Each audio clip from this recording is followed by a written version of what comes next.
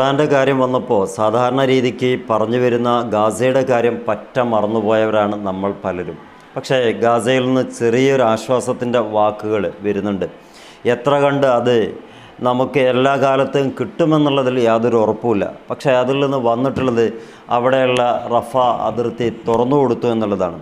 റഫയിൽ എന്ത് അതിർത്തിയാണ് എന്ന് ചോദിക്കുമ്പം ഈജിപ്തുമായിട്ട് കണക്റ്റ് ചെയ്യപ്പെടുന്ന ആ തുറന്ന ജയിലിൽ നിന്ന് പുറത്തേക്ക് വരാനുള്ള ഒരവസരം ഗാസയിലുള്ള പാവങ്ങളായിട്ടുള്ള മനുഷ്യർക്ക് തുറന്നു കൊടുത്തു ഇസ്രായേൽ എന്ന പുതിയ ഒരു തീരുമാനമാണ് വാർത്തയായിട്ട് വരുന്നത്.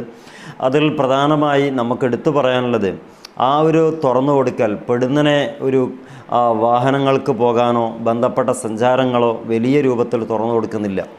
കാൽനടക്കാർക്കാണ് പ്രധാനപ്പെട്ട ഒരു തുറന്നുകൊടുക്കലായിട്ട് അത് പരിഗണിക്കുന്നത്. അതുപോലെ തന്നെ ചികിത്സ ആവശ്യത്തിന് വേണ്ടി പോകുന്നവർക്കും അതിലൂടെ സഞ്ചരിക്കാമെന്ന് പറയുന്നുണ്ട്. നമുക്കിങ്ങനെ വായിക്കാൻ പറ്റും. വെടിനിർത്തൽ കരാറിന് ശേഷം അവിടെയുള്ള എല്ലാ മുക്കിലും മൂലകളിലും അവരുടെ ആ റെയ്ഡ്, IDFൻ്റെ റെയ്ഡ് വളരെ ഗംഭീരമായിട്ട് നടത്തിയിട്ടുണ്ട്. ഒരുപാട് പിഞ്ചു കുഞ്ഞുങ്ങളെ അവർ പിടിച്ചു കൊണ്ടുപോയിട്ടുണ്ട്. അങ്ങനെയുള്ള ഒരു അവസ്ഥയ്ക്ക് ഒരു ചെറിയൊരു ആശ്വാസമെന്ന് പറയാൻ പറ്റുന്ന അവസ്ഥയിലാണ് റഫ അതിർത്തി തുറന്നു കൊടുത്തത്. മാത്രമല്ല, ഈജിപ്തിലേക്ക് ചികിത്സ തേടാൻ കാത്തിരിക്കുന്ന ആളുകൾക്ക് ഈജിപ്തിൽ പോകാനുള്ള ഒരു അവസരം കൂടി ഇതിലൂടെ സഹായകമാകുന്നുണ്ട് എന്ന് പറയുന്നുണ്ട്.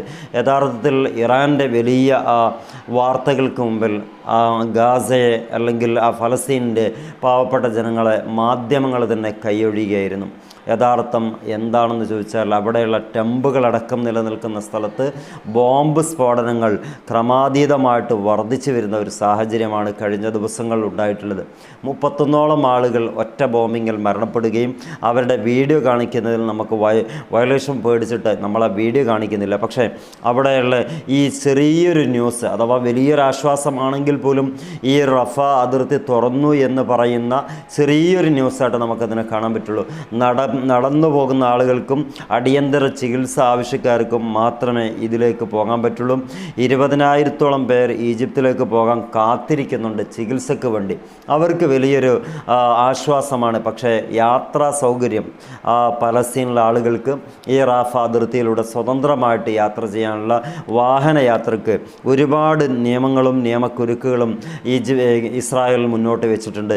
അതുകൊണ്ട് തന്നെ യുവാക്കളെ പുറത്തേക്ക് വിടുന്നതിൽ അതുപോലെ മറ്റ് സ്ത്രീകളെ പുറത്തേക്ക് വിടുന്നതിലൊന്നും ഈ റാഫ അതിർത്തി തുറന്നതുകൊണ്ട് ഒരു അംഗീകാരം അല്ലെങ്കിൽ ഒരു അനുമതിയും ഇസ്രായേൽ കൊടുക്കുന്നില്ല എന്നുകൂടി നമ്മൾ മനസ്സിലാക്കണം.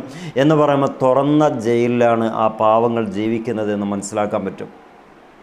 കാലങ്ങൾ എത്രയോ ആയി, 47 വർഷമായിട്ട് അവരിങ്ങനെ ദുരിതങ്ങൾ തിന്ന് ജീവിക്കുകയാണ്. ഈ ഗാസ ചിരിക്കാതെ, പലസ്തീൻ ചിരിക്കാതെ ലോകം അവസാനിക്കില്ല എന്നതാണ് നമ്മളൊക്കെ പ്രതീക്ഷിക്കുന്നത്. കാത്തിരിക്കാം. റഫ അതിർത്തി തുറന്നത് 20,000-ഓളം വരുന്ന ആളുകൾക്ക് ചെറിയൊരു ആശ്വാസമാണെന്ന് മനസ്സിലാക്കാൻ പറ്റും. മറ്റൊരു വീഡിയോയിൽ കാണാം. നിങ്ങളുടെ അഭിപ്രായങ്ങൾ, നിരൂപണങ്ങൾ കമൻ്റായി രേഖപ്പെടുത്തുക. കഴിയുന്നവരൊക്കെ ഈ ചാനലൊന്ന് സപ്പോർട്ട് ചെയ്യുക, സബ്സ്ക്രൈബ് ചെയ്യുക. Wish you all the best. Good bye.